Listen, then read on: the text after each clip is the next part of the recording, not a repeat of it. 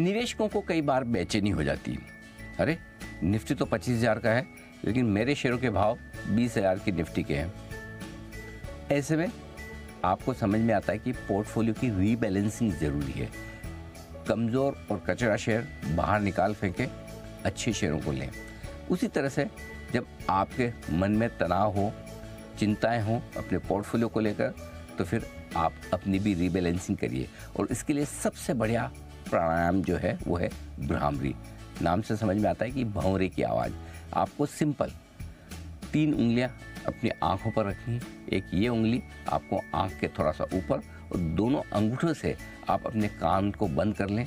लंबी सांस अंदर लें, और जब सांस छोड़ें तो भंवरे की आवाज़ में आप सांस छोड़ें। और इस प्राणायाम को आप 5 या 11 बार करें। देखिए कैसे।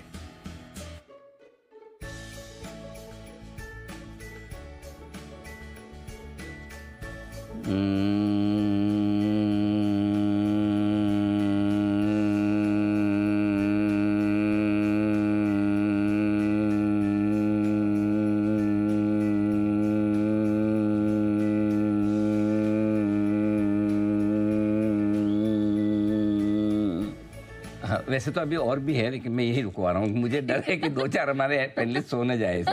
बोले इतनी मधुर भंवरे की गुंजन सुनते थे, इसलिए सुमित जी सुना आपने, देखा?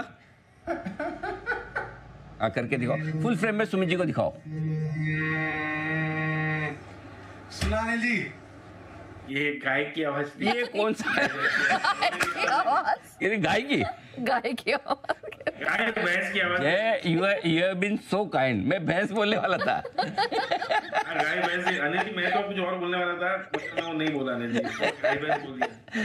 सुमित जी, बट सुमित जी को कोशिश के पूरे नंबर मिलेंगे, कोशिश किए। सुमित जी आइए एक दिन स्टूडियो में, मैं यहाँ सिखाता हूँ। जी जी सुमित जी। अनिल जी ये कोई कुछ भी बोले, मैंने प्रॉपर योगा किया, ये उन लोगों को आता नहीं है, इसलिए कुछ भी बोले पता चलेगा किसकी आवाज निकल रही है। एक काम करते हैं, एक दिन आप दोनों ही साथ में आओ।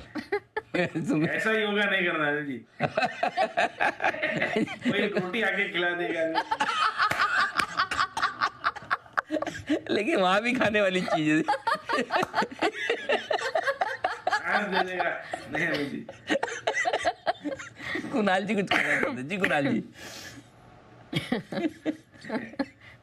मैं अनिल जी कह रहा हूँ इसका भी रियाज करना चाहिए। अनिल जी, सुमित जी थोड़ा रियाज कीजिए, आपका भी स्वर ठीक हो जाएगा। गला बैठा हुआ है भाई, गला बैठा हुआ है। हाँ ये नहीं, पॉइंट नोटेड भाई। अगर गला ठीक होता तो फिर भ्रामरी करने की जरूरत ही क्या है सुमित जी को। तो त्रिपाठी साहब आपके बोलने पर हमने सुमित जी को भ्रामरी करवा दी है, प्रसन्न हो जाए।